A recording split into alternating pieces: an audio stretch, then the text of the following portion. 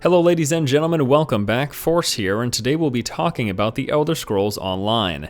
This is an upcoming MMORPG being developed by ZeniMax Online Studios that takes place in the Elder Scrolls universe, specifically in the land of Tamriel, which consists of the provinces of Morrowind, Daggerfall, and Skyrim.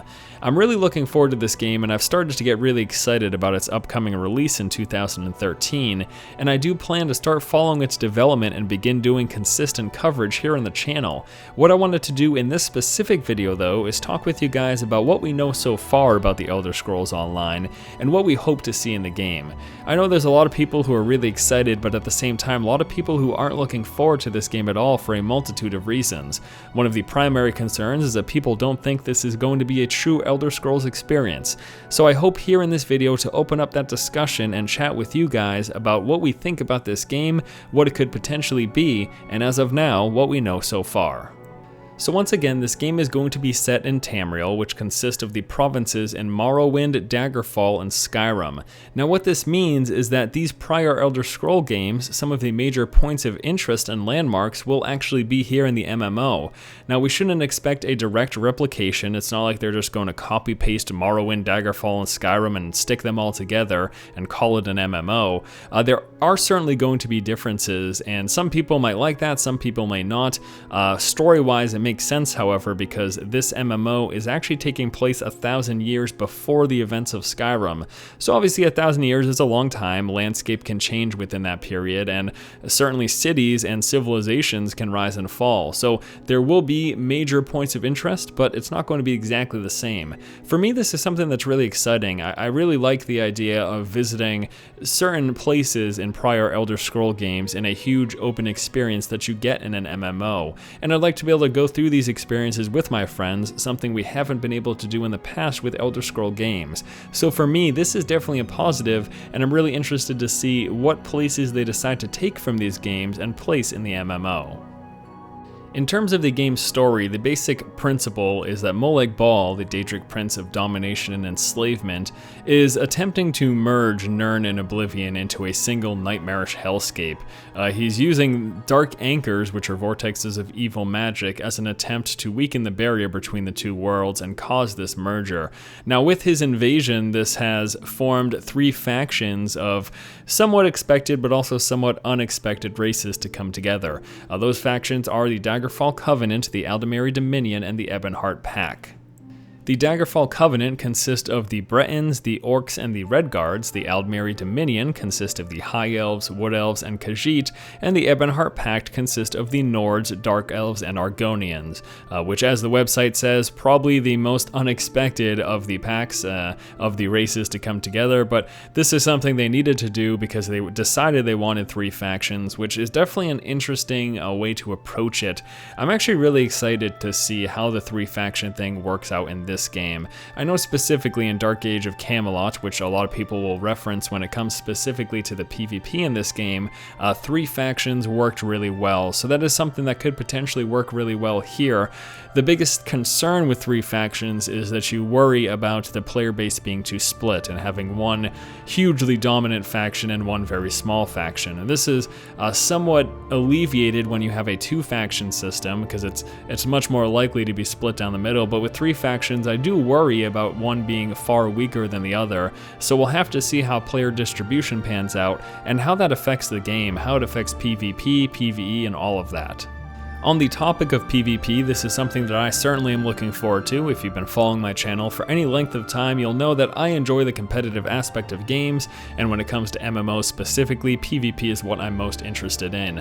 So they're going to be taking a page from Dark Age of Camelot with the three-faction PvP, and it's fighting for control of resources and major strongholds. So we're having these three factions which each control an individual portion of Tamriel. They basically take up certain corners of the world. And the central location, known as Cyrodiil, that will be up for control. That is basically the huge PvP zone that the three factions will be fighting for control of. To me, this is sort of reminiscent of actually PlanetSide 2, where you've got this one massive world and everyone's fighting for control of these specific points, but it's not exactly like that. As I mentioned, it will just be the central zone that is up for grabs, and you're able to take these very strongholds and take resource points and stuff like that. This is a really exciting notion to me, and this is something that potentially on paper seems like it could be a really great and fun thing for any PvP fan. I mean, obviously having a massive zone that you can fight with people in is going to be a lot of fun. One major concern I have though is I'm not sure whether or not we're going to be able to enter opposing alliance locations. So for example, if I am a member of the Ebonheart Pact and we're fighting in Cyrodiil, can I walk over to the zones of the Daggerfall Covenant and the Aldemiri Dominion? If we can't, I think that's a major drawback, and I think that's something in developing this game they need to really consider. When it comes to PvP, world PvP, and the experience, not sandbox PvP like arenas and battlegrounds and stuff like that, but world PvP definitely holds very fond memories for me, and I think that's the case for many people who play PvP and MMOs. And being able to enter your opponent's zone and being able to fight them on their turf, that's really fun, really exhilarating. There's a lot of excitement that comes behind being somewhere you're not supposed to be, and that's something that I think they could definitely benefit from if they added it to this game. Truth be told, there's nothing worse than being restricted from fighting people in this massive continent in an MMO that you otherwise should have access to. So I really hope they consider not having just the PvP experience taking place in the center area of Cyrodiil, and that they allow you to venture into the opposing faction zones and fight them there. They could come up with a sort of flag system so that we don't have high-level players griefing people trying to level up. I mean, for example, if you're in an opposing faction zone, make it so that you're basically flagged for PvP and anyone can attack you, but you can't attack them. This is a system that World of Warcraft implemented. It worked really well, and it made for some really fun experiences, whatever faction you were on, going to the opposing faction's areas and fighting them on their turf. It's just a lot of fun. My fondest memories of open world PvP in any game come from experiences like that. Again, having this central location that's dedicated to PvP, that's great, but having more than that, having something a little bit more exciting, once again being somewhere you're not supposed to be, that is where the real fun comes from.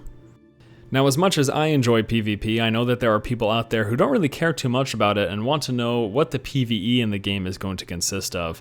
Well, far as we can tell, they are going to have a basic questing system where you'll pick up a quest, you'll go out and you'll kill X thing or collect X thing.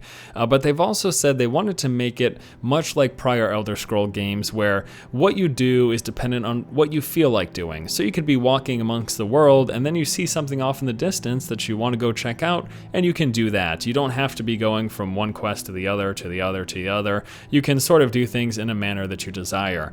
For endgame stuff, they have mentioned doing raids, and they even mentioned heroic raids as well, and dungeons. So we probably will expect it to work a lot like basic MMOs with an instanced area. Well, you'll go in and you'll fight a boss, and you'll kill trash, and you'll collect loot.